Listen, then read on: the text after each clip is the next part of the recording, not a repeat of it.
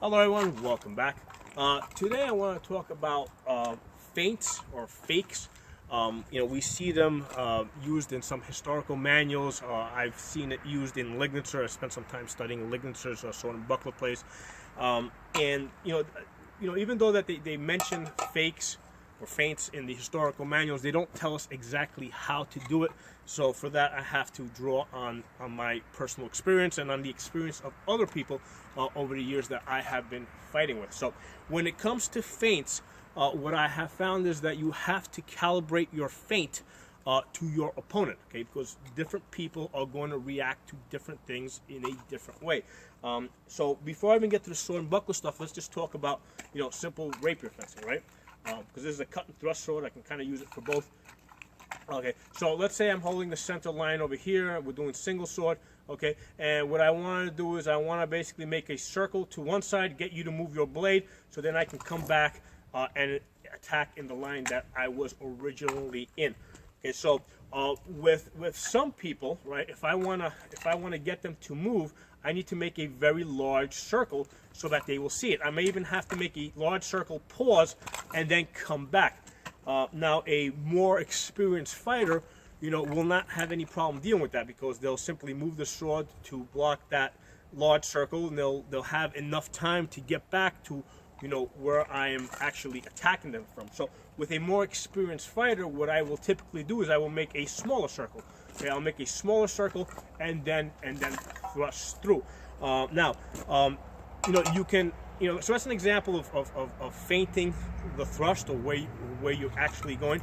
But you can also feint the way you feint. So for example, if I'm fighting somebody, and I know that this person, or I figure out that this person, will react to small subtle motions, right? I may actually, as we're doing some blade work, right? I may actually use big circles to get them to think that those are the type of circles that I make. And then at some point, without warning, I'll make a small circle to accomplish what I want to accomplish. So the question becomes, how do I know what to do? Okay, well, the only way to know, right, the only way to know how your opponent is going to react to different types of feints or different types of actions is to test them out. So from the edge of my range, okay, I will try different things. I'll try big circles, I'll try little circles, and that's how I learn how my opponent reacts. Because now it may be somebody I've fought many times before and I know how they react, or maybe somebody I've never met before. So I have to figure out how they react. Okay? So let's get into some sword and buckler stuff. With the sword and buckler, what we often see is when people attack, they're going to attack on the strong side, right, to that high left quadrant. Okay, so they'll typically attack there, and it's kind of predictable. And people have a whole system of fighting from there. So I like to be a little unpredictable when I fight. So what I want to do is I want to basically, fake an attack there and go somewhere else. So think, as many people who are experienced watching this know, the body is basically divided into 4 quadrants. And if you want to attack one quadrant, you need to misdirect somebody's defense to some other quadrant. Okay? So without using the fake, let's say we're using an actual cut, right? So I attack there, they block there, I then turn the sword over and I attack to the other side. Okay, so that's an actual cut. Okay, I'm actually cutting one side, okay, and then I'm cutting to the other side. And I know that most experienced fighters are going to meet my blade. Okay, when I attack here like that, they're gonna meet my blade. And here's the thing, I know they're gonna meet my blade.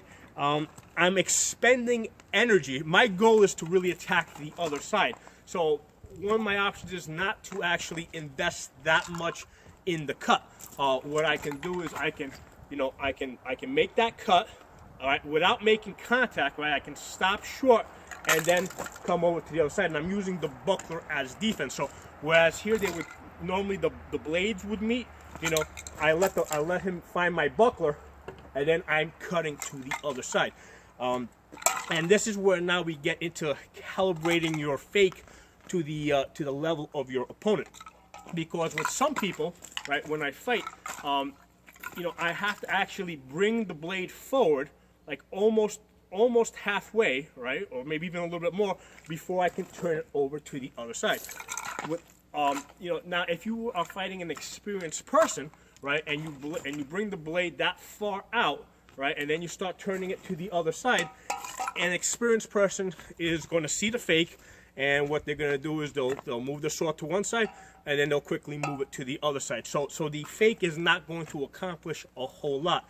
So against a more experienced fighter, my fake needs to be shorter. So instead of bringing the sword all the way out, I'm just going to basically just bring the tip forward and then cut to the other side, because now, you know, that gives them less time to react. So I'll bring the tip forward, cut to the other side, and against some really experienced fighters, I don't actually need to move the blade at all. You know, I can just twist the shoulder and then fake to the other side.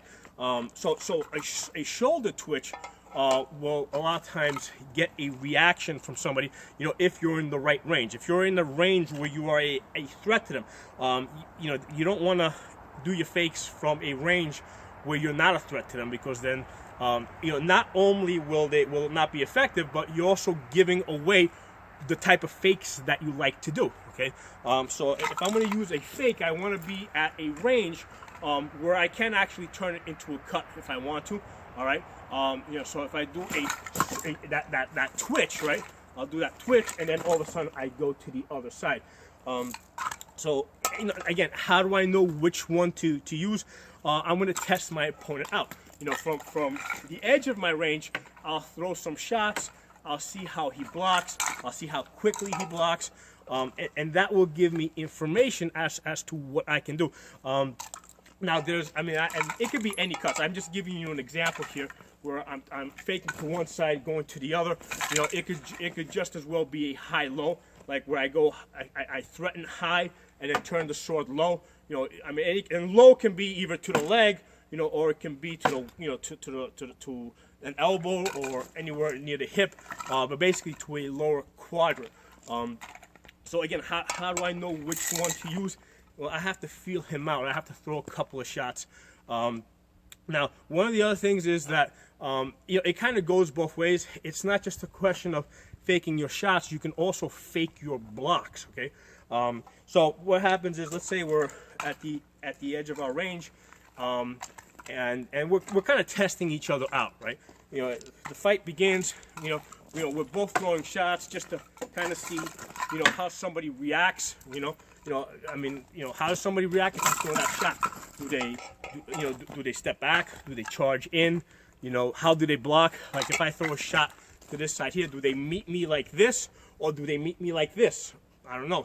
You know, so these are the things that I'm looking for, that your opponent is looking for. So if somebody's throwing, let's say, this shot like that, right? You know, my preferred block, you know, might be to do this, right? Let's say if somebody's threatening me on that side, my preferred block might be this. But if I know that they're at the edge of their range, what I want to do is, you know, perhaps I might want to show them something different, right? I know they're testing me out, so what I'll do is I'll do this, right? I'll throw that block, okay? And obviously, if I'm using this block, I'm doing it with the purpose of turning the sword over and attacking to the other side. So if I'm showing them that I'm blocking this, they're expecting that from there, that is the most likely attack. They're not expecting a thrust. So at the edge of my range, I can show them that, and then later on, as the fight progresses, if they throw that same shot on this side over here, instead of blocking like this, I can block like this and follow in with the thrust. Okay. So that's an example of feinting your blocks. You know, you show them that you block one way when in fact you prefer to block some other way. So you know, it goes both ways. A lot of times people will refer to this as training your opponent. You know, you're showing them certain things so that later on you can do something differently.